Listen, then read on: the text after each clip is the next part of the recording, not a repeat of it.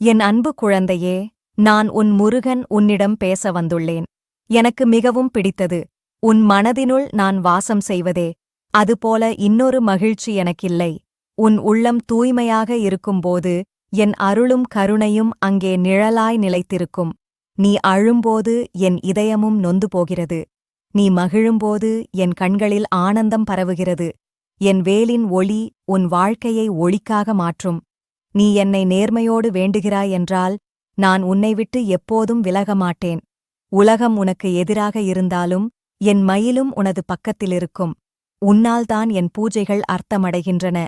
உன் வாய் சொல்லும் வெற்றிவேல் முருகன் என்ற வார்த்தைகள் எனது இருதயத்தை குளிர்விக்கின்றன.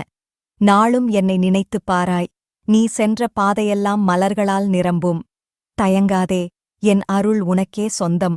நான் உன் உள்ளத்தில் வாசம் செய்தல். ஓம் முருகா என்றரு பதிவிடு.